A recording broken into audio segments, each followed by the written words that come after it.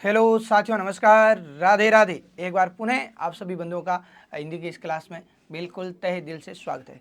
साथियों, हम पर्यायवाची बिंदु पढ़ रहे थे और पर्यायवाची के अंतर्गत 4 पार्ट हम ऑलरेडी पढ़ चुके हैं। आज की क्लास पर्यायवाची के निमित्त अंतिम क्लास रहेगी और 5वां पार्ट है। इसके अंतर्गत पिछली क्लास में बात करें तो लगभग मनुष्य तक के पर्यायवाची हम पढ़ चुके थे। तो बिल्कुल जिस प्रकार से पिछली 4 क्लासों में आपने मनुष्य तक जितने ऊपर के पर्यायवाची पढ़े हैं, वो सारे पर्यायवाची किसी न किसी लॉजिक के माध्यम से आपको याद है। तो इसी तरह से पार्ट 5 में भी जो बचे हुए पर्यायवाची है, उन शब्दों को हम शब्द की संरचना को समझेंगे। अगर हमें शब्द की संरचना समझ आ जाती है तो उसका अर्थ समझ आ जाएगा, और जब अर्थ समझ में आ जाता है तो हम बिल्कुल पर्यायवाची का अर्थ क्या है, समान अर्थ बताने वाले शब्द, तो आराम से लेके शब्द को पहचान पाएंगे। बस पर्यायवाची में यही है साथियों, जितना हो सके शब्द को पहचानें, शब्द के अर्थ को समझें, पर्यायवाची शब्द याद होते जाएंगे। हालांकि हम जितनी बात करें, मान लो एक शब्द के अगर 8-10 पर्यायवाची पढ़ते हैं तो उनमें से एक या दो शब्द होता है जो आपको याद करना पड़ता है, और कई एक में तो एक आधा भी नहीं होता है, सब कुछ ऑलरेडी शब्द समझते याद हो जाता है। कुल मिला के जो मैं बात कर रहा हूँ कि 300-400 अपन पर्यायवाची पढ़ रहे हैं, तो इन पर्यायवाची में अधिकांश शब्दों के पर्यायवाची आपको याद है, कुछ एक बचे हुए हैं। तो उन शब्दों को याद करें किस प्रकार से, अगर अर्थ की वजह से याद हो जाए तो वैसे कर लें, कोई ऊंधी सूंधी ट्रिक से याद हो जाए तो वैसे कर लेते हैं। यानी गिने चुने अगर आप 10 शब्दों के पर्यायवाची पढ़ते हो तो आपको लगभग 8-10 शब्द होते हैं जो याद नहीं है, उनको याद करें, उनके सेपरेट नोट्स तैयार करें। किस प्रकार से, वो जैसे जिस शब्द का प्रयोग पढ़ रहे हैं उसके साथ साथ इन चीज़ों को अपन हाईलाइट करते हुए समझ भी रहे हैं। तो इस सीक्वेंस के साथ में अगर आप पर्यायवाची के 5 क्लासें कम्प्लीटली देख चुके हैं या देख लेंगे, 5वां पार्ट आज हो जाएगा, तो इसके साथ ही पर्यायवाची बिंदु मोटे तौर पर आपके कंप्लीट हो जाएगा। और बाकी इनमें आप जितनी अपनी ओर से और प्रैक्टिस कर सकें जरूर कीजिएगा। ऑब्जेक्टिव प्रश्नों का भी अगर समय रहा तो मैं करवाऊंगा। बाकी एक बार हम थ्योरी के रूप में पढ़ रहे हैं, तो थ्योरी के रूप में आज की क्लास पर्यायवाची के निमित्त अंतिम क्लास रहेगी इस बैच के अकॉर्डिंग। देखिएगा, पिछली क्लास में हम मनुष्य तक के पर्यायवाची पढ़ चुके हैं। आगे हम महादेव से शुरुआत करेंगे। तो बिल्कुल महादेव की बात करें मित्रों, महादेव के सारे पर्यायवाची मैं मानता हूँ राजस्थान के हर मनुष्य को, हर विद्यार्थी को सबसे पहले से याद है। देखो कैसे, महादेव को कहते हैं शिव, शंभु, शंकर, सब जानते हैं। शिव जी को क्या कहते हैं, शिव कहते हैं, शंभु कहते हैं और शंकर कहते हैं। त्रिनेत्र कहते हैं, 3 आंखें हैं इसलिए इनको क्या कहते हैं, त्रिनेत्र। अब आपके पास में एक शब्द है हर, तो ये हर शब्द ये आपको मैं मानता हूँ आपने अच्छे से लेके पढ़ भी रखा है, सुन भी रखा है और याद भी है। एक है हर और एक है हरि। हरि तो बोलते हैं अपन विष्णु को, देवताओं के संदर्भ में देखें तो, बाकी हरि, सिंह, बंदर, इन सबको हरि बोलते हैं। और हर हर हर महादेव, हर हर महादेव नाम सुना आपने, सब ने सुना है, ऐसा कोई मित्र है ही नहीं जिसने ये नहीं सुना है हर हर महादेव। तो हर किसको बोलेंगे, महादेव को। और शिव जी के कंठ कैसा है, नीला, तो नीला है कंठ जिनका, वह कौन है, यानी जो समुद्र मंथन वाली कथा आपको पता होगी, तो उस विष का पान किसने किया था, महादेव जी ने, तो नीलकंठ भी कहते हैं। और एक नया शब्द है पशुपति, और आपने बहुत बार सुना होगा पशुपति महादेव मंदिर, तो पशुपति महादेव शिव जी को बोलेंगे। ठीक है, पशुपति किसको बोलेंगे, शिव जी को। ध्यान रखना है कि पशुपति शिव है, पशुपति कौन है, शिव। लेकिन पिछली क्लास में आपने पढ़ा एक प्रजापति, प्रजापति, पशुपति शिव है, कौन है, शिव है। ठीक है, पशुपति सर शिव हो गए, महादेव हो गए, और प्रजापति हमने जस्ट पिछली क्लास में पढ़ा है, कौन है, ब्रह्मा जी है, ब्रह्मा।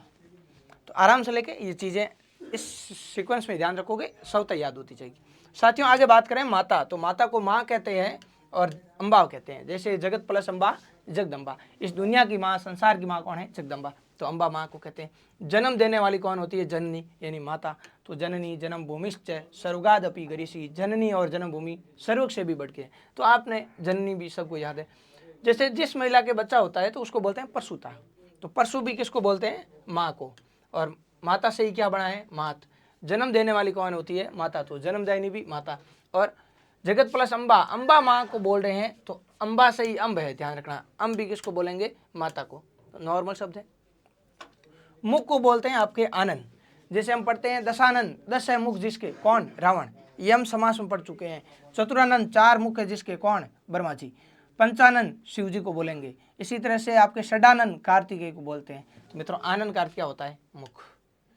वदन, संस्कृत में जब आप पढ़ते हो वद धातु, वद का अर्थ होता है बोलना, वदती, वदता है, वदंती, तो वद, वदन किसको कहते हैं, मुंह को बोलेंगे। तो ये नया शब्द हो सकता है आपके लिए, तो इसको ध्यान रखें। मुंह को मुंह भी बोलते हैं, मुख का पर्यायवाची मुंह है, नॉर्मल है, सब जानते हैं। और चेहरा मतलब मुंह। देखो आनंद आपको याद है, मुंह आपको याद है, चेहरा याद है और वदन याद रखना है आपको। फिर जब भी हम कोई भी काम नया शुरुआत करते हैं तो सबसे पहले गणेश जी की उपासना करते हैं। और गणेश जी की उपासना में आप पढ़ते हैं वक्रतुंड महाकाय सूर्य कोटि समप्रभ निर्विघ्नं कुरु मे देव सर्वकार्येषु सर्वदा। तो वक्रतुंड, वक्र यानी टेढ़ा या मुंह, तुंड यानी टेढ़ा है जिनका, तो वक्र का भी अर्थ क्या हो जाएगा? मुंह। तो आराम से लेके एक वक्र भी अगर आपके लिए नया शब्द है तो इसको आप हाईलाइट करके ध्यान रखेंगे। मूर्ख, मूर्ख वो है साथियों जिसे ज्ञान नहीं है, तो जो सत्य नहीं है वो असत्य है। तो इसी तरह ज्ञ यानी ज्ञान, ए यानी नहीं, जिसे ज्ञान नहीं है, जो अज्ञ है वो कौन है? मूर्ख है। मूर्ख का तत्सम होता है मूढ़, मूढ़ का भी अर्थ क्या हो जाएगा? मूर्ख। जड़ बुद्धि, जिसके कोई बात समझ में नहीं आती है तो उसको अपन बोलते हैं ये जड़ बुद्धि है, मतलब मूर्ख है, डपोड़ है, ठीक है। जिसको ज्ञान नहीं है तो वो क्या हो जाएगा? अज्ञानी।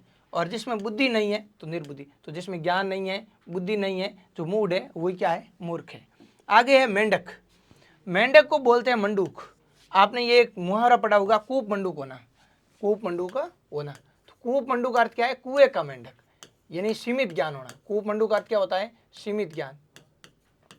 ये इस मुहावरे का अर्थ हो जाएगा सीमित ज्ञान।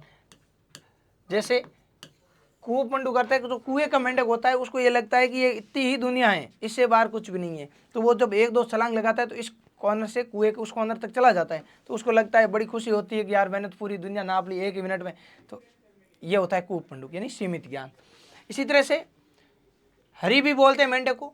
हरि आपको पता होगा, हमने पहले भी पढ़ा है, हरि विष्णु का भी पर्याय है। जो हमारे दुखों का हरण कर ले वो कौन है? विष्णु। जो हमारे प्राणों का हरण करता हो वो कौन है? यमराज। और सिंह भी कम नहीं है, नाका लगेगा तो इसको अगर आप नाके लग गए तो ये भी आपके प्राण हर सकता है। सिंह भी है। हरि बंदर को भी कहते हैं, वानर को, कि आपके पास में कोई वस्तु है तो उसका हरण भी बंदर कर सकता है। और इसी तरह से हरि एक मेंढक को भी कहते हैं। ध्यान रखना है भाई, ठीक है, ये याद ही रखना है। हरि किसको बोलेंगे? मेंढक को भी बोलते हैं। आगे वर्षा भू, स्वयं भू तो है ब्रह्मा जी, स्वयं खुद, भू यानी पैदा हुए, जो खुद ही पैदा हुए कौन है? ब्रह्मा जी। लेकिन वर्षा होने पर पैदा होता है कौन? मेंढक। अब बाकी वाले शब्द आपको ध्यान रखना है मित्रों, बहुत इंपॉर्टेंट है। दादुर है, भेक है और सालूर है। दादुर, भेक, सालूर, दादुर, भेक, सालूर, इसको बार बार पढ़ना है। दादुर, भेक, सालूर, दादुर, भेक, सालूर मेंढक के पर्यायवाची हैं। आगे मृग, मृग को बोलते हैं हरिण। क्या बोलते हैं? हरिण। ध्यान रखना, हिरण शब्द अशुद्ध है। हिरण शब्द कैसा है? अशुद्ध है। हिरण अशुद्ध है, ये हम सब शुद्धि में पढ़ चुके हैं। शुद्ध क्या होता है? हरिण। तो मृग को क्या बोलते हैं? हरिण बोलते हैं। और हरिण के पर्यायवाची क्या है? कुरंग, सारंग, सारंग ले सारंग चली, सारंग रंगा बिला शब्द है, इसके बहुत सारे अर्थ हैं। तो सारंग आपको ध्यान रखना है, मृग को भी कहेंगे, कुरंग भी कहते हैं। कस्तूरी मृग की नाभि में बसती है, तो ऐसा कहते हैं कि इस कस्तूरी की गंध को सूंघते सूंघते हिरण विचार करता है, हरिण, मृग विचार करता है कि ये कस्तूरी की गंध आ कहाँ से रही है, इसलिए वो हरिण इस कस्तूरी की गंध के चक्कर में वन वन भटकता है। ठीक है, तो कस्तूरी भी हिरण की नाभि में होती है, तो इसलिए। और आपको पता है सोने की चमड़ी वाला हिरण किसने देखा था? हरिण। अब अपन आम बोलचाल में हिरण बोल देते हैं, लेकिन शुद्ध क्या है? हरिण है, हिरण गलत है। ठीक है, तो चमड़ी मृग को बोलेंगे। काले हिरणों के लिए कौन सा, काले हरिणों के लिए, कृष्ण मृगों के लिए कौन सा अभ्यारण्य प्रसिद्ध है? तो आप जानते हैं ताल छापर चूरू। तो कृष्ण सार भी किसको बोलते हैं? मृग को। हरिण भी किसको बोलते हैं? मृग को। अब इसमें आपको कुछ शब्द नहीं लग सकते हैं, बाकी सारे नॉर्मल है। मृग को कस्तूरी बोलते हैं, चमरी है, कृष्ण सार, हरिण और कुरंग सारंग अगर आपके लिए नए शब्द लगे तो हिरण वाला आपके, ये हरिण वाला, मृग वाला आप पूरा सेगमेंट याद रख सकते हैं। साथियों बहुत नॉर्मल है सारे शब्द। महादेव, शिव शंभू शंकर, पशुपति, प्रजापति ब्रह्मा जी है, त्रिनेत्र त्र्यंबक, 3 आंखें हैं जिसके, शिव जी है, नीलकंठ हर, ये याद हो जाएंगे। माता का माँ, अम्बा, जननी, परशु, मात, जन्मदायिनी और अम्ब। मुख गजानन, गज का आनन है जिसका, गज का मुंह है जिसका, गणेश जी। तो आनंद का अर्थ होता है मुख, वदन का अर्थ है मुख, वक्र तुंड मांग है, तो वक्र का भी अर्थ क्या है? मुख, मुंह और चेहरा। मूर्ख है जिसे ज्ञान नहीं है, मूढ़ है, जड़ बुद्धि है, ज्ञान नहीं है तो अज्ञानी, बुद्धि नहीं है तो निर्बुद्धि। फिर मेंढक, कूप मंडूक, कूप मंडूक से कुएं का मेंढक मतलब सीमित ज्ञान, तो मंडूक मेंढक को बोल देंगे। हरि भी मेंढक को बोलते हैं। वर्षा होने पर पैदा होने वाला कौन है? मेंढक। फिर दादुर, भेक, सालूर, दादुर, भेक, सालूर, दादुर, भेक, सालूर, दादुर, भेक, सालूर, आराम से पढ़ोगे याद हो जाएगा। मृग को कुरंग कहते हैं, सारंग कहते हैं, कस्तूरी कहते हैं, कृष्ण सार कहते हैं, चमरी कहते हैं और हरिण कहते हैं। आराम से लेके पढ़ोगे, ये चीज़ें प्रैक्टिस से याद हो जाएगी। आगे आओ मृत्यु। देखो किसी सामान्य आदमी की मृत्यु हो जाती है तो उसे मृत्यु बोलते हैं या अपन मौत बोलते हैं। लेकिन किसी विशेष व्यक्ति की मौत होती है तो उसे बोलते हैं निधन। विशेष करते हैं जो परोपकारी है, लोकप्रिय है, उसको क्या, उसकी मृत्यु को क्या बोलेंगे, निधन। तो मृत्यु हो गई मतलब निधन हो गया। निधन का अर्थ है मृत्यु और निर्धन का अर्थ होता है गरीब। ये युग्म शब्द के रूप में आप ध्यान रख सकते हैं। देखो निधन, निधन का अर्थ क्या हो जाएगा, मृत्यु, और निर्धन का अर्थ हो जाएगा जिसके पास धन नहीं है, यानी गरीब कह सकते हैं अपन। तो ये युग्म शब्द के रूप में भी आपको ध्यान रखना है, निधन और निर्धन। आगे आओ। देखो जीवन का विलोम क्या होता है, मरण है। तो मृत्यु का अर्थ मरण भी है। देह का अर्थ होता है शरीर, अवसान का अर्थ होता है समापन। शरीर का समापन हो गया मतलब मृत्यु हो गई।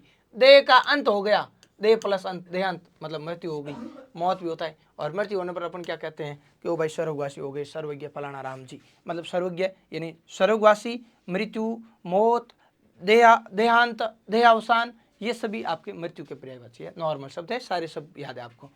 युद्ध, युद्ध देखो बड़े स्तर पर है तो युद्ध है, और छोटे स्तर पर है तो क्या है, आपस में छुटपुट लड़ाई है। ठीक है, तो लड़ाई का ही बड़ा रूप क्या है, युद्ध। और युद्ध में आपने सुना होगा भाई, देखो युद्ध का ऐलान हो गया मतलब जंग छिड़ गई। क्या छिड़ गई, जंग। तो जंग युद्ध को बोलेंगे। दूसरी बात, एक होता है संधि, संधि का विलोम होता है विग्रह। संधि का विलोम क्या होता है, विग्रह। तो संधि का अर्थ है समझौता यानी मिलना, और संधि का विलोम क्या है, विग्रह। तो संधि यानी मिलना और विग्रह यानी बिछुड़ना, यानी लड़ाई होना। ठीक है, अलग अलग होना। तो विग्रह का तात्पर्य भी लड़ाई है। रण संग्राम बाह्या बिना सुनो। तो रण और संग्राम भी किसको बोलते हैं, युद्ध को। और एक नया शब्द है समर, ध्यान रखना है। यहाँ पे एक बात और ध्यान रखनी है साथियों, समर का अर्थ है युद्ध। समर का अर्थ क्या है, युद्ध।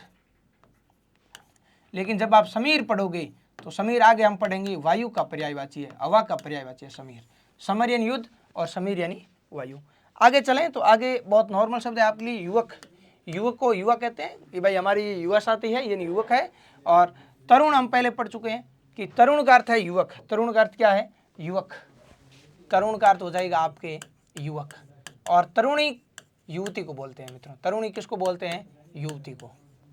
तरुणी युवती को बोलेंगे। तो तरुण किसका पर्याय हो गया, युवक का। भाई जो जवान है युवक है, युवा है, नव युवक है, नौजवान है, ये नॉर्मल शब्द है, सारे आपको याद है। युवती, तो तरुण युवक है, तो तरुणी कौन हो गई, युवती। अब युवती में आपको ये दोनों शब्द बहुत अच्छे से लेके ध्यान रखना है, श्यामा और श्यामा। मुख्य रूप से तो एक श्यामा ही है, बाकी आपको नॉर्मल शब्द सारे। किशोरी, देखो किशोर लड़के को बोलते हैं और किशोरी मतलब युवती है। ठीक है, नव यौवना, नया यौवन है, नौजवान का हो जाएगा आपके नव यौवना। नौजवान है नव युवक, नव यौवना नव युवती। और नवांगना, अब युवती है, यौवन है, तो नए नए अंग विकसित होंगे, इसका मतलब नवांगना। आराम से लेके आप इनको याद कर पाएंगे मित्रों। आगे रमा, रमा बोलते हैं लक्ष्मी को। तो रमाधन ईश, रमा का पति कौन है, यानी लक्ष्मी का पति कौन है, विष्णु। तो रमेश किसका पर्याय हो जाएगा, विष्णु का। ठीक है, तो रमा किसको बोलेंगे, लक्ष्मी को। आगे लक्ष्मी को कमला भी बोलते हैं, पद्मा भी बोलते हैं। ये पद्मा लिखा हुआ है साथियों, पद्मा। तो पद्मा का तात्पर्य किससे है, लक्ष्मी से है। तो आपने ये लड़कियों के नाम पढ़े होंगे, कमला है, लक्ष्मी है, पद्मा है, इंदिरा है, ये सभी किसके पर्यायवाची है, लक्ष्मी के। अब इंदिरा से आपको एक नया शब्द और आप ध्यान रख सकते हैं। देखो एक ये इंदिरा है, इस इंदिरा का अर्थ हमने पढ़ा, इंदिरा का अर्थ क्या है, लक्ष्मी। साथियों एक इंदिरा आपने ये भी पढ़ा है, तो इस इंदिरा का अर्थ है इंद्र की पत्नी। इंद्र की पत्नी, इंद्राणी कह सकते हैं अपन। क्या कह सकते हैं, इंद्र की पत्नी को इंद्राणी। या इंद्र की पत्नी का नाम है सची। क्या नाम है, सची। सचीपति इंद्र है। सचीपति कौन है, इंद्र। सची का पति कौन है, इंद्र। यानी सची कौन हो गई, इंद्र की लुगाई। तो इंद्राणी कह सकते हैं, इंद्र की पत्नी कह सकते हैं, या सची कह सकते हैं। तो इस इंदिरा का अर्थ है लक्ष्मी और इस इंदिरा का अर्थ है इंद्राणी। तो आगे आओ। तो रमा यानी लक्ष्मी, कमला, पद्मा, इंदिरा। और कई बार आप लोगों को देखा होगा, कोई भी बुक की शुरुआत करते हैं तो ऊपर श्री राधे लिख देते हैं। मैं जैसे श्री राधे लिख रहा हूँ तो कोई भाई श्री लिख रहा है, तो श्री का अर्थ है लक्ष्मी, या सरस्वती का भी पर्याय माना जाता है श्री, तो श्री हो गया। और लक्ष्मी को कहते हैं कि सिंधु की बेटी है, तो सिंधुजा। और विष्णु की पत्नी है तो विष्णु प्रिया भी कौन हो जाएगी, रमा, लक्ष्मी। आगे रवि, रवि बोलते हैं अपन सूर्य को। कैसे भाई, जो रविवार होता है, क्या होता है, रविवार। तो रविवार को अपन गांव की भाषा में क्या बोल देते हैं, सूरजवार है। मतलब किसका वार है, सूर्य का। तो रवि का ही अर्थ क्या होता है, सूर्य। अब सूर्य को अपन क्या बोल देते हैं, सूरज बोल देते हैं। अब आपने कई बार सुना होगा कि रविवार को अपन गांव में सूरजवार बोल देते हैं, या यहीं पर अपन लोकल बोलते हैं क्या, सूरजवार। सूर्यवार को ही कई आपने देखा होगा बुजुर्गों के मुंह से अदितवार बोलते हैं। क्या बोलते हैं? अदितवार। तो अदित नहीं है, आदित्यवार है। दिति के बेटे दैत्य बोलते हैं राक्षस को। आदित्य सूर्य का भी पर्यायवाची है और सभी देवताओं का पर्यायवाची भी क्या है? आदित्य। तो आदित्य से आप और ध्यान रख सकते हो यहाँ पे कि आदित्य, अदिति में यह जोड़ते आदित्य बनता है। तो आदित्य सूर्य को भी बोलते हैं और आपके सभी देवी देवताओं का पर्यायवाची क्या हो जाएगा? आदित्य। तो अदितवार नहीं, वो क्या है? आदित्यवार। तो देखो रविवार को सूर्यवार बोलते हैं, मतलब सूरज है, सूर्य है, आदित्य है, ये सूर्य को बोलेंगे। मार्तंड, मार्त का अर्थ है भस्म, अंडे अंडा, भस्म का अंडा, आग का गोला कौन है? सूर्य है। तो मार्तंड भी सूर्य को बोलते हैं। भाग का अर्थ होता है रोशनी, कार्य करने वाला। रोशनी कौन करता है? किसकी किरणों से रोशनी होगी? सूर्य की किरणों से। भास्कर भी सूर्य है। और संधि में पड़ा है भानुधन उदय, सूर्य का उदय, भानुदय। तो भानु भी सूर्य को बोलते हैं। और एक हमने पढ़ा कि जब दिन के पर्यायवाची में कर जोड़ते हो तो कौन बनता है? सूर्य। जैसे ये दिन का पर्यायवाची है, दिन में आपने कर जोड़ा, दिन कर। दिन का पर्यायवाची दिवा, दिवा में कर जोड़ा, दिवाकर। तो दिन को करने वाला कौन है? सूर्य। इसी तरह से रात के पर्यायवाची में आप कर जोड़ो, रात को बोलते हैं रजनी, तो रजनी कर। निशा कर, तो रात को करने वाला कौन है? चांद। तो दिन किसकी किरणों से हुआ? सूर्य की। और चंद्रमा की किरणें कब होगी? रात में। इसी तरह से रात में अगर आप कर की जगह चर जोड़ देते हो, जैसे रजनी चर, निशाचर, तो चर यानी चलने वाला। तो रात में कौन चलते हैं? राक्षस। तो राक्षस या चोर का पर्यायवाची ये हो जाता है आपके निशाचर और रजनीचर। तो आराम से लेके ये सारी बातें अपन कहीं ना कहीं पिछली क्लासों में पर्यायवाची में ही कर चुके हैं। तो दिनकर और दिवाकर भी कौन हो जाएगा? सूर्य, रवि। तो रवि को भास्कर कहेंगे, भानु कहेंगे, सूर्य, सूरज, आदित्य और मार्तंड, सारे नॉर्मल शब्द है। तो मृत्यु, यूथ, युवक, युवती, रमा और रवि, ये पर्यायवाची अपने यहाँ पे होते हैं। क्लियर? अब चलते हैं अपन आगे। राजा, देखो राजा का पर्यायवाची समझने के लिए आपको एक बात मेरी ध्यान रखनी है। अभी देश आजाद है, लेकिन इससे पहले जब राजतंत्र था तो इस जमीन का मालिक कौन था? राजा। राजा चाहता कि भाई सोहन को वहां से 200 बीघा जमीन देनी है, तो राजा आजाद था। राजा को लगता कि मुझे मेरा साम्राज्य कम है, या उसकी महत्वाकांक्षा है कि मैं पड़ोसी राज्य पर अटैक करूं। अगर वो वहां विजयी होता है तो वो जमीन भी किसकी हो जाती है? उस राजा की जो विजयी हुआ। तो यानी जमीन के पर्यायवाची जिसको अपन कहते हैं पृथ्वी या भूमि, तो भूमि के पर्यायवाची में जहां भी राजा लग जाए, स्वामी लग जाए, तो वो कौन हो जाएगा? राजा हो जाएगा। और दूसरी बात, इस प्रजा का यानी नर नारी का भी स्वामी कौन हो जाएगा? स्वामी राजा है। राजा चाहता है तब तक लोगों की सांसें चलती है। मतलब ये एक फैक्ट है प्राचीन राजतंत्र के अकॉर्डिंग बात करें तो यहाँ पे आप देखो, नरी का अर्थ है नर नारी, पे यानी पति, नर नारी का पति। पति का अर्थ हर बार हस्बैंड नहीं लेना है, पति करते हैं स्वामी, पालक, रक्षक। तो प्रजा का रक्षक कौन है? राजा। तो नृप कहते हैं इसको। भूमि का पति कौन है? राजा। नर नारी का पति कौन है? राजा। यानी उनका स्वामी कौन है? रक्षक कौन है? राजा। नरधन ईश, नर का स्वामी कौन है? नर यानी नर नारी, जनता का स्वामी कौन है? नरेश मतलब राजा। मई यानी भूमि, भूमि का पालक कौन है? राजा। मई यानी भूमि, पाल यानी पालक, भूमि का पालक कौन है? राजा। मई धन इंद्र, महेंद्र कौन है? भूमि का मालिक कौन है? साथियों राजा। नरधन इंद्र, नर नारी का पति। तो एक बात ध्यान रखना कि भूमि और प्रजा का मालिक राजा है। और आपने यहां पढ़ा महेंद्र, तो मई प्लस इंद्र क्या बना? महेंद्र, महेंद्र बना। इसी तरह से मैं लिख दूं महा प्लस इंद्र, क्या बनेगा? महेंद्र। ये तो गुण संधि हो गई, महा प्लस इंद्र है, और मही प्लस इंद्र दीर्घ संधि। तो मई का अर्थ है पृथ्वी, पृथ्वी का स्वामी तो कौन है? महेंद्र मतलब राजा। और महा इंद्र, महान है जो इंद्र, इंद्र को भी बोलते हैं और विष्णु को भी बोलते हैं। इसी तरह से एक शब्द है महिष, मही धन ईश, मई यानी भूमि का, ईश यानी स्वामी, क्या बनेगा? महिष दीर्घ संधि। महिष, भूमि का स्वामी कौन है? राजा। और महाधन ईश, मान है जो देवता, महेश किसको बोलते हैं? महादेव। मान है जो देवता कौन है? महेश, महादेव, शिव जी। तो महिष राजा है, महेश शिव है। महेंद्र राजा है और महेंद्र इंद्र है। आगे देखो, मतलब राजा के पर्यायवाची आपके कोई इशू ही नहीं है। रात को क्या बोलते हैं? रात्रि बोलते हैं, निशा बोलते हैं, अभी हमने पढ़ा रजनी बोलते हैं। राका धन ईश, राकेश चंद्रमा को बोलते हैं। राका यानी चांदनी रात और ईश यानी स्वामी। अब रात का स्वामी कौन हो गया? राकेश, यानी कौन है? चंद्रमा। तो राकेश किसको बोलते हैं? चंद्रमा को। दिन प्लस ईश, दिनेश किसको बोलते हैं? दिन का स्वामी कौन है? सूर्य। तो राका भी रात को बोलते हैं। विभावरी, यामिनी, सरूरी, ये नॉर्मल शब्द है, लेकिन किसी भाई को लग रहा है नहीं सर मुझे याद नहीं है, तो ध्यान रखना, रात का रात्रि और निशा याद है तुझे?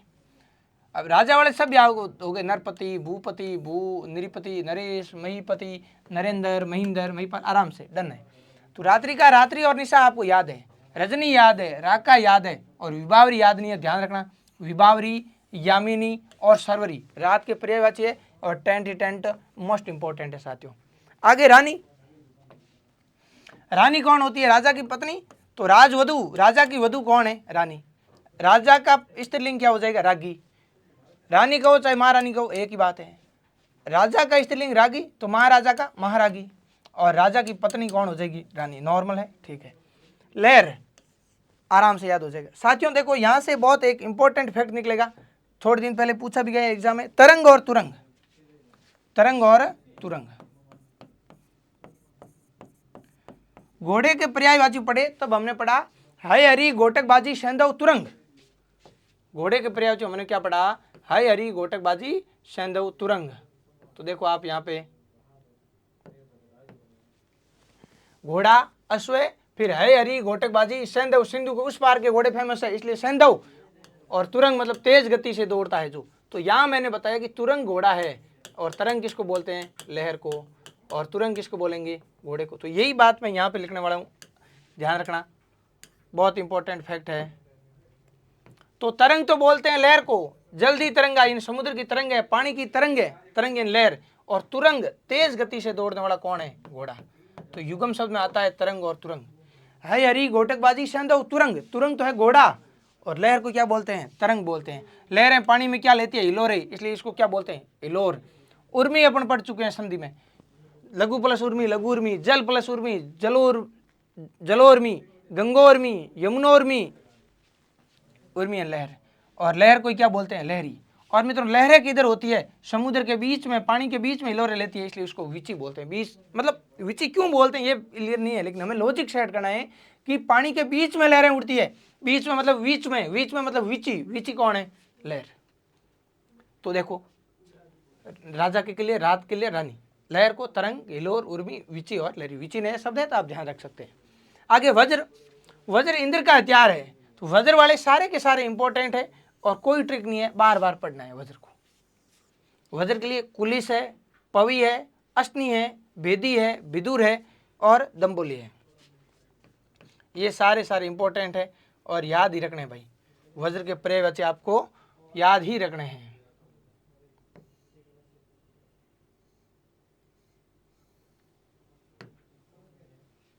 ठीक है। विदुर ये है। दादुर कौन था? मेंढक। दादुर किसको बोलते थे हमने? दादुर है, वर्षाबू है, मंडूक है, ये हमने मेंढक को बोला था। दादुर मेंढक है, लेकिन ध्यान रखना विदुर कौन है? दादुर मेंढक है, लेकिन विदुर वज्र का पर्यायवाची है। किसका पर्यायवाची है? वज्र का। तो विदुर, और लेकिन मेंढक में हमने क्या पढ़ा था? दादुर, वर्षाबू, मेंढक, मंडूक, ये मेंढक थे। तो ये वज्र वाला पूरा का पूरा आपको पढ़ना है, बार बार पढ़ के प्रैक्टिस। यानी यहाँ तक आपने जितने भी शब्द पढ़े राजा के, आपको एक लॉजिक से याद हो गए। जनता का पति और भूमि का पति पूरे याद है। रात में रात्रि, निशा, रजनी, राका याद है। सरवरी, यामिनी, विभावरी 2-4 बार पढ़ोगे हो जाएगा। रानी के सारे आपके समझ में आ गए। राजा की पत्नी, रागी, महारानी, महारागी, राजपत्नी, नॉर्मल है। तरंग को लहर बोलते हैं, हिलोर बोलते हैं, उर्मी बोलते हैं, लहरी। विची लगभग याद हो गया है, पानी के बीच में लहरें उड़ती है, विची, बीची से विची। वज्र पूरा याद रखना पड़ेगा। बाकी देखो विद्वान, मित्रों विद्वान का स्त्रीलिंग क्या होता है? विदुषी। विद्वान का स्त्रीलिंग क्या होगा? विदुषी।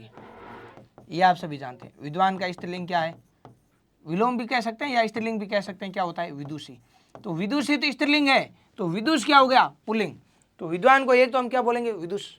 जो विद्वान कौन है? जो ज्ञानी है, पंडित है, तो पंडित। कौन है? विद, विद्यन विद्वान। कौन है विद्वान? तो विद्वान को क्या बोल देंगे? कोविद। इस प्रकार याद करना है। कोविद कौन है? विद, विद्यन विद्वान, बस कोविद विद्वान का हो गया। और प्राज्ञ प्रबल रूप से जो ज्ञानी है वही क्या है? विद्वान है। तो नॉर्मल शब्द है सारे। विद्वान को कोविद, पंडित, प्राज्ञ और विदुष कहते हैं। साथियों आगे चलते हैं। आगे है विष। आप सभी जानते हैं विष को क्या बोलते हैं? जहर। अब इसको अनर्गल नहीं लेके ध्यान रखना है। गरल, गरल भी क्या है? जहर। गरल लड़की, लड़की भी एक तरह से क्या है? जहर। यानी सफलता के लिए नशा, नारी और नींद का त्याग करना पड़ेगा। नारी है तो उसको नर का त्याग करना पड़ेगा। मतलब ऐसी कुछ बातें हैं, तो अपने को याद करना है, कोई भी नेगेटिव सेंस में मेरी बात को नहीं लेना है। तो गरल भी एक तरह से क्या है? जहर। और जब आप जहर खाते हो तो आपका काल है जो आ जाता है, मृत्यु मंडराती है। तो जहर, जहर खाओगे तो क्या हो जाएगा? काल, कालकूट। और साथियों अगर आपने, ये गर है, गर का अर्थ है गरल, गरल यानी जहर।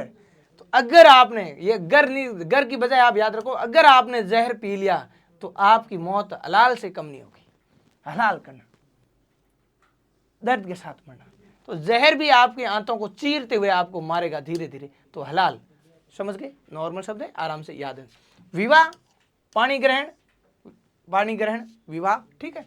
विवाह को अपन लोकल में क्या बोल देते हैं? ब्याह है भाई, शादी है, परिणय है, परिणय है और सूत्र बंधन। कोई नया शब्द नहीं है, सारे नॉर्मल है। विवाह, ये सारे शब्द आप 1000 बार सुन चुके हो। विवाह है, ब्याह है, शादी है, परिणय है, परिणय, सूत्र बंधन और पाणी ग्रहण नॉर्मल शब्द है। विष्णु को कहते हैं जनार्दन। अब चुनाव में आपने सुना है नेताजी क्या कहते हैं कि जनता ही जनार्दन है, जनता ही जनार्दन है। मतलब हमारा आप विष्णु भगवान आप ही हो, हमारे भगवान अब तुम ही हो। तो जनता ही जनार्दन है, मतलब जनता ही देव है, भगवान है। तो विष्णु को जनार्दन कहते हैं। चक्र है पानी में जिसके, चक्र पानी। अब देखो ये 3-4 पानी वाले शब्द आपको ध्यान रखना है, हालांकि ये समास में हमने पढ़ा है। चक्र है जिसके पानी में, आपके वीणा है जिसके पानी में, शूल है जिसके पानी में, और मित्रों पानी का अर्थ क्या हुआ? हाथ। तो बताओ चक्र पानी, चक्र किसके पानी में? विष्णु के। तो विष्णु का पर्यायवाची जनार्दन के साथ हमने क्या पढ़ा? चक्र पानी। वीणा है जिसके पानी में, वीणा किसके हाथ में? मां सरस्वती के, विद्या की देवी के। और शूल का अर्थ है त्रिशूल, शूल का तात्पर्य यहाँ किससे है? त्रिशूल। तो त्रिशूल किसके हाथ में? शिव। शूल पानी कौन है? शिव। आराम से ये ध्यान रखना है, इन सब में बहुब्रीहि समास है।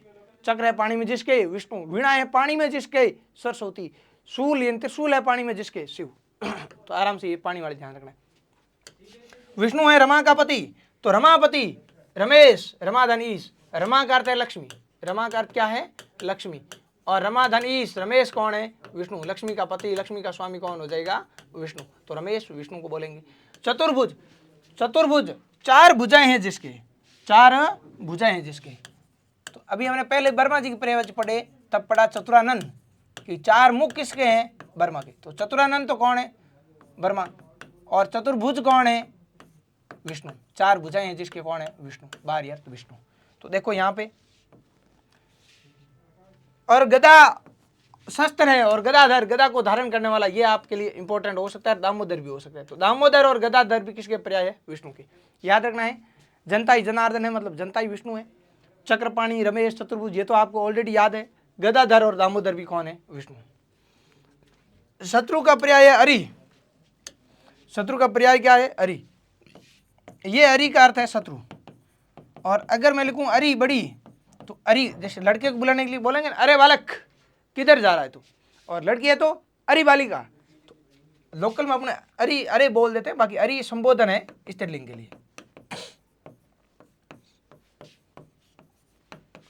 तो अरे तो संबोधन है, अरे यानी अरे, अरे भाई कहाँ जा रहे तू, तो अरे इसका स्त्रीलिंग संबोधन हो जाएगा। और अरे यानी शत्रु।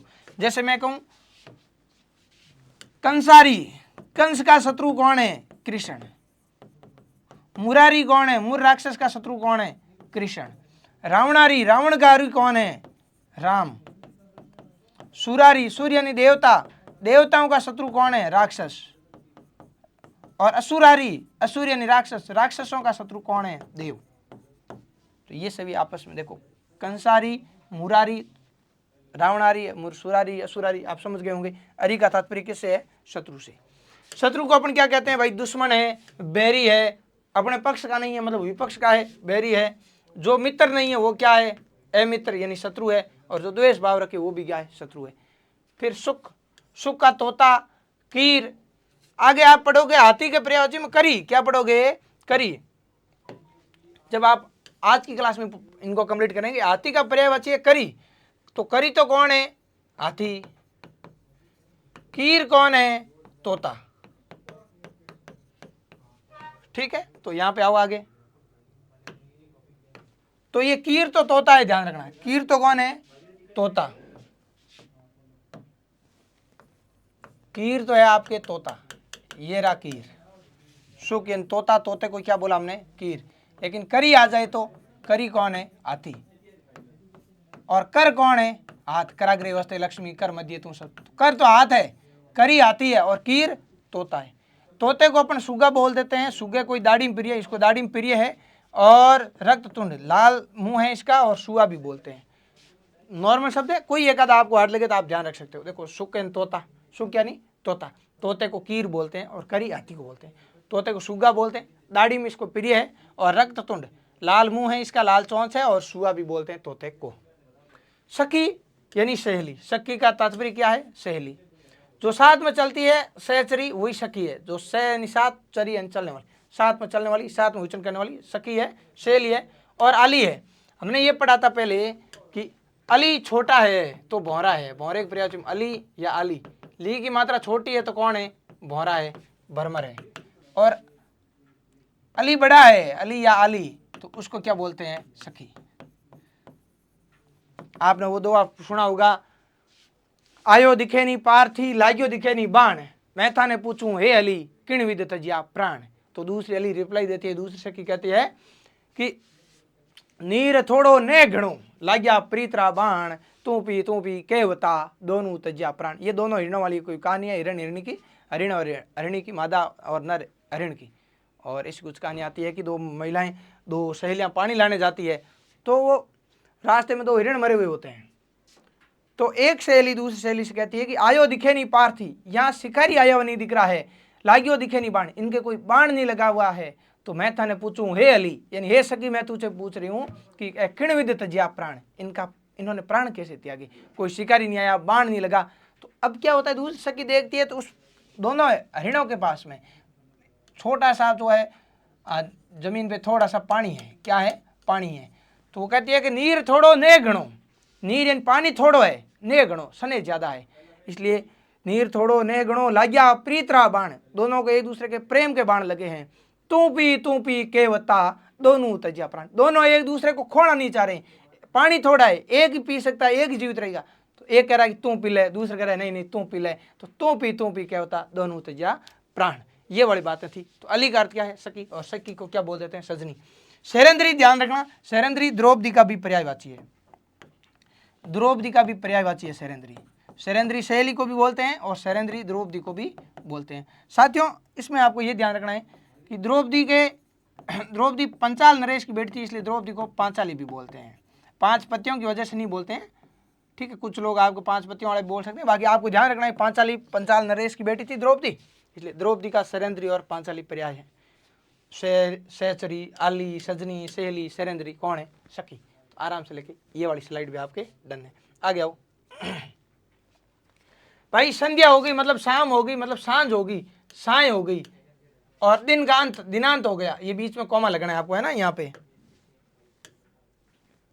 ये अलग अलग शब्द है साय।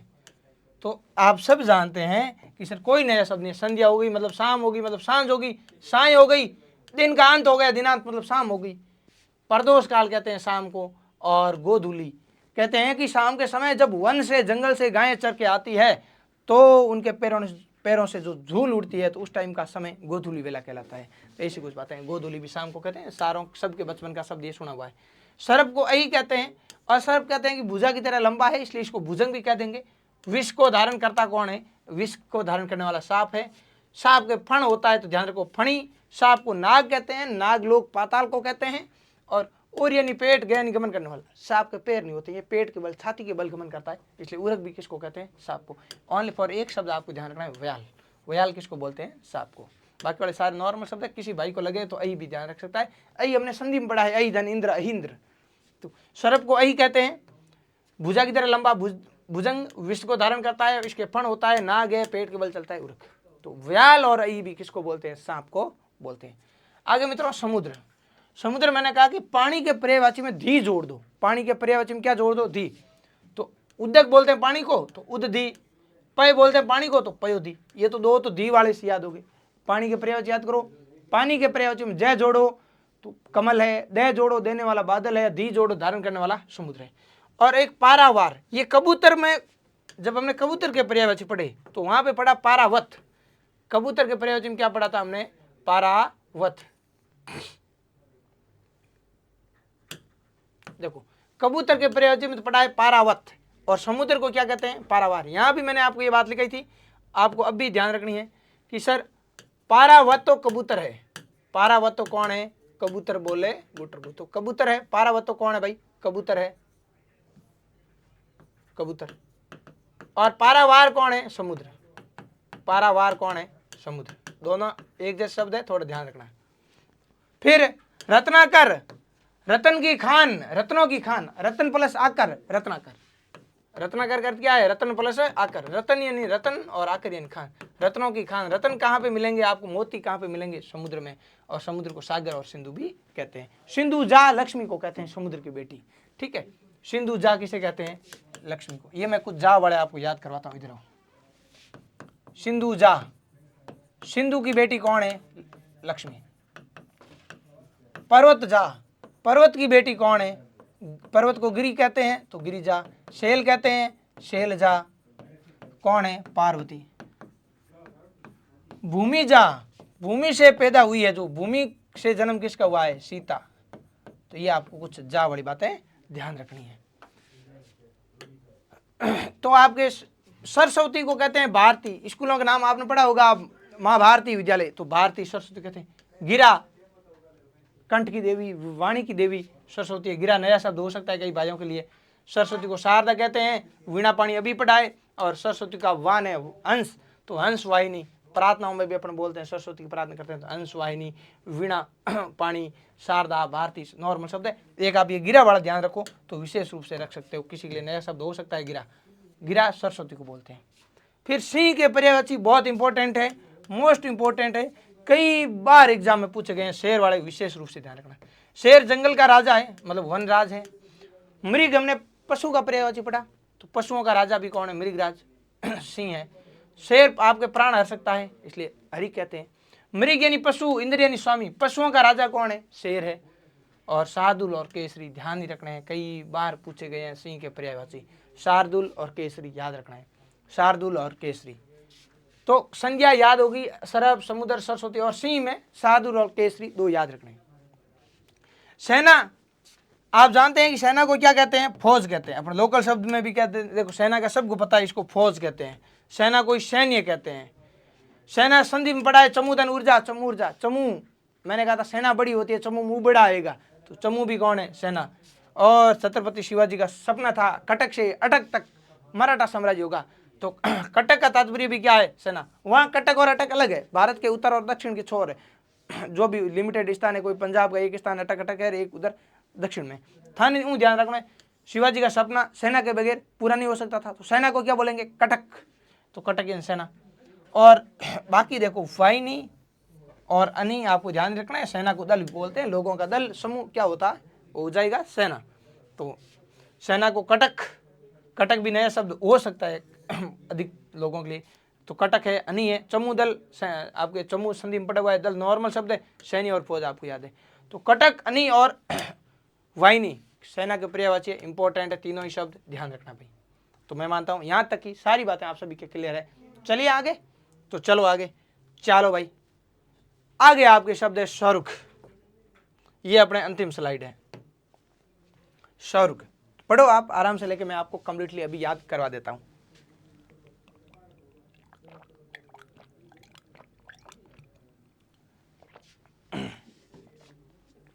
आ जाओ भाई। शाहरुख के बारे में कहते हैं कि भाई देवता कहाँ रहते हैं? शाहरुख में। तो देवता का अर्थ क्या है? सुर। सुर का विलोम क्या है? असुर। असुर यानी राक्षस, सूर्य यानी देवता, सूर्य यानी देवता। तो सुर लोक, देवताओं का लोक कौन है? स्वर्ग है।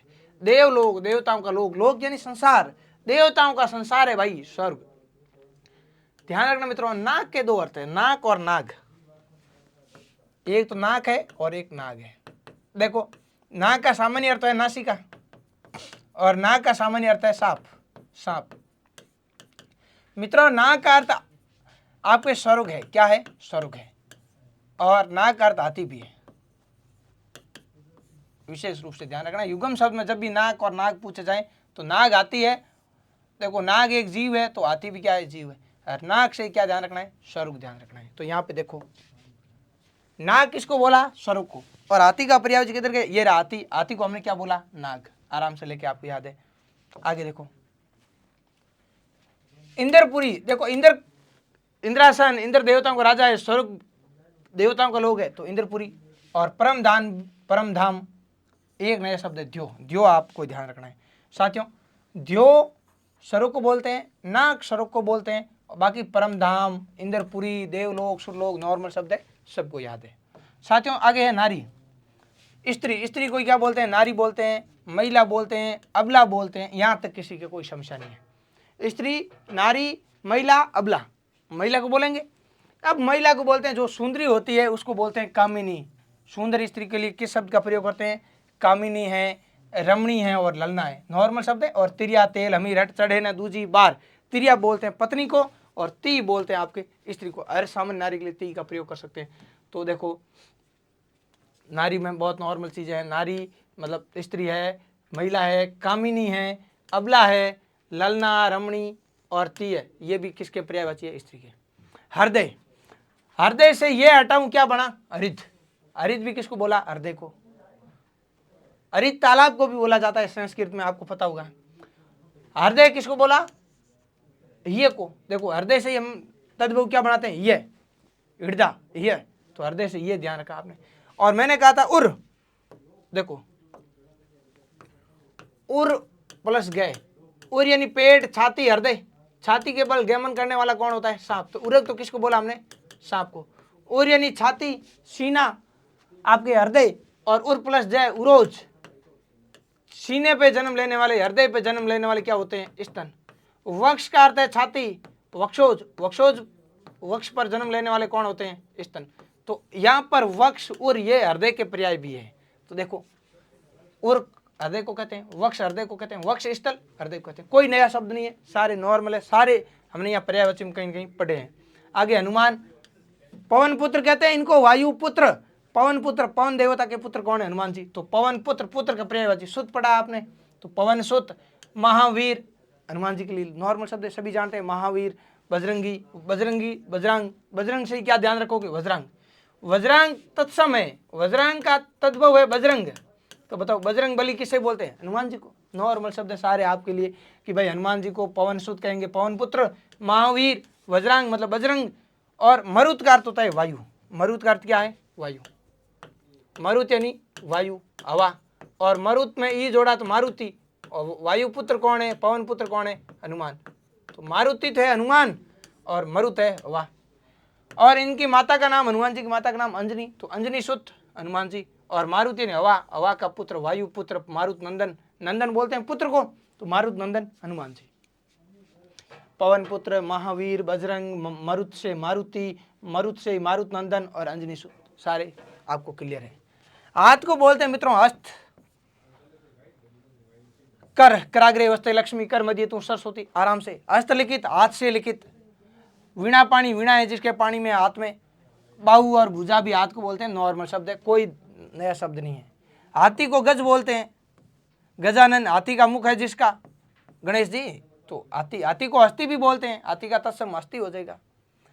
हाथी को कहते हैं द्वीप, 2 बार यानी पानी पीता है, 2 बार पीता है। ये हमने पहले पढ़ा है पिछली क्लास में। पहले सूंड में पानी भरता है और फिर आगे सूंड से आगे सप्लाई। 2 बार कौन पीता है? हाथी। और नाक सर्वग है और नाक हाथी है। कीर तोता है और करी कौन है? हाथी है। और बाकी रद दांत को बोलते हैं। साइंस में पढ़ा है रदनक, चौणक, ये दांतों के भेद है। तो द्विरद, 2 दांत। हाथी के दांत दिखाने के, खाने के और कथनी और करनी मंत्र, इसका अर्थ ये होता है। तो हाथी के 2 दांत बाहर के हैं, तो द्विरद, 2 दांत किसके? हाथी के। और हाथी के 2 नए शब्द आपको अच्छे से लेके याद रखने मित्रों, कुंजर और मातंग। कुंजर और मतंग या मातंग। तो कुंजर और मतंग हाथी को बोलते हैं, बहुत इंपॉर्टेंट शब्द है, कभी भी एग्जाम में शब्द ये छप सकते हैं। आगे हंस को बोलते हैं मराल, चक्रांग, कलहंस, कारंडव, सरस्वती वान। सरस्वती माँ शारदे का वान कौन है? हंस। सरस्वती के पर्यायवाची में आपने पढ़ा हंस वाहिनी। क्या पढ़ा है? हंस वाहिनी। ये रहा देखो हंस वाहिनी। तो सरस्वती वान कौन हो जाएगा? हंस। कौन हो जाएगा भाई? हंस। और ये बाकी वाले हंस के सारे पर्यायवाची मित्रों इंपॉर्टेंट है, याद रखना है, इनका कोई लॉजिक नहीं है। हंस को मराल, चक्रांग, कलहंस, कारंडव और सरस्वती वान। सरस्वती वान तो आपको याद ही है, बट बाकी वाले याद रखने हैं आपको। तो इसके साथ ही हमारे पर्यायवाची मोटे तौर पे सारे के सारे क्या हो जाते हैं? कंप्लीट। COMPLET, complete. कौन? पर्यायवाची। फिर साथियों हम कल की क्लास में मिलेंगे नए बिंदु के साथ में। आशा और अपेक्षा आपने धैर्य रखा और यहाँ तक मुझे सुना, तो मैं मानता हूँ आप बहुत ही उत्सुक विद्यार्थी है। और साथियों, उत्साह के बगैर सफलता असंभव है। आपके मन में ललक है, उत्साह है, तो पर्यायवाची जैसे वर्ड पावर के वोकैब के टॉपिक को आप 5वें पार्ट तक देख चुके हैं, तो आराम से लेके अब इनका बार बार रिवीजन कीजिए, बार बार प्रैक्टिस कीजिए। ये ज़्यादा हार्ड चीज़ नहीं है, आप खुद समझ चुके हैं। अगर 5 क्लास में देखिए तो आप शब्द को पकड़ना सीख गए हैं, शब्द का अर्थ आपके समझ में आ गया है। तो एक बार जितने बताए इनको प्रिपेयर कीजिए। इतने आप कर देते हैं तो पर्यायवाची की ओर से आप अपने आप में लगभग बढ़िया जोरदार है। बाकी ये वोकैब है, जितना ज़्यादा आप प्रिपेयर करेंगे उतने ज़्यादा बूस्ट होंगे। लेकिन सामान्यतः ये आपके एग्जाम में सीधे हूबहू छपेंगे। 100% मैं आपको कहता हूँ, इनसे आपको बहुत तगड़ी हेल्प मिलने वाली है। यहाँ मैंने माध्यमिक शिक्षा बोर्ड की किताब की सारे पर्यायवाची ऑन टिप्स आपको कंठस्थ करवाने का, समझाने का प्रयास किया। मैं मानता हूँ अच्छे से लेकर आप इनको 1-2 बार पढ़ेंगे, सब सारी चीज़ें आपको मेमोराइज होती जाएगी।